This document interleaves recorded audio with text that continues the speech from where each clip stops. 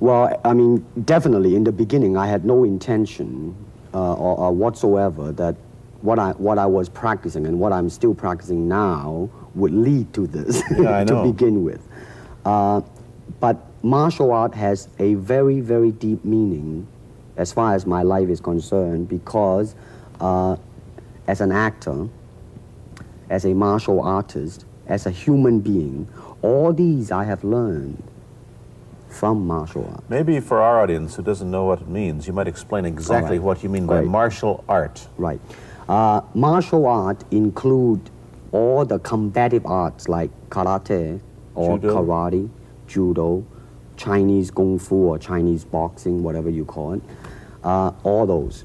You see, like Aikido, Korean, I can go on and on and on. But it's a combative form of fighting. I mean, it's not, some of them became sport, but some of them are still not. I mean, they use, for instance, kicking to the groin, jabbing fingers at the eyes and things like that.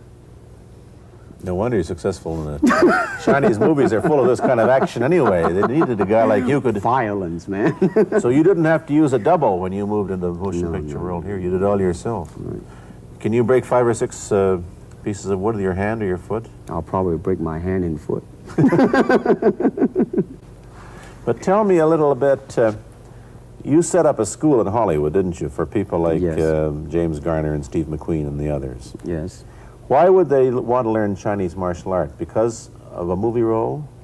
Not really. I mean, most of them, you see, to me, at least the way that when I teach it, all type of knowledge ultimately means self-knowledge. Mm-hmm. So therefore, they're coming in to, and ask me to teach them not so much of how to defend themselves or how to do somebody in, rather, they want to learn to express themselves through some movement, be it anger, be it determination, or whatsoever.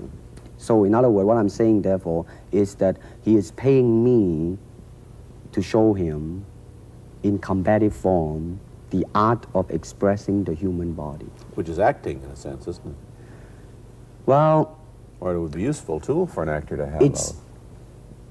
It might sound too philosophical, but it's acting, or acting, unacting, if you... You've lost me. I have, right? So what I'm saying, actually, you see, it's a combination of both. Here it is the natural instinct, and here is control.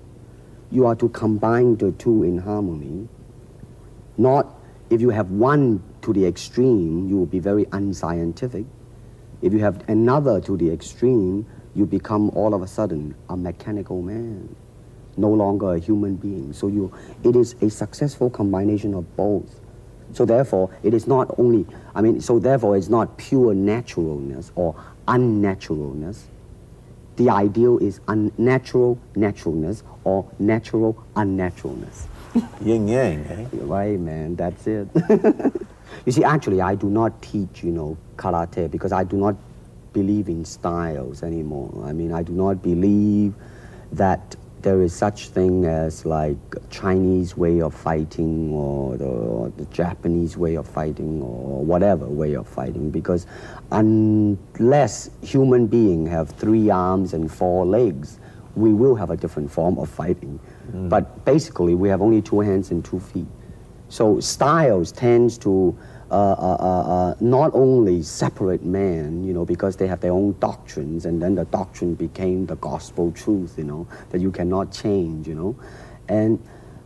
But if you do not have styles, if you just say, well, here I am, as a human being, how can I express myself?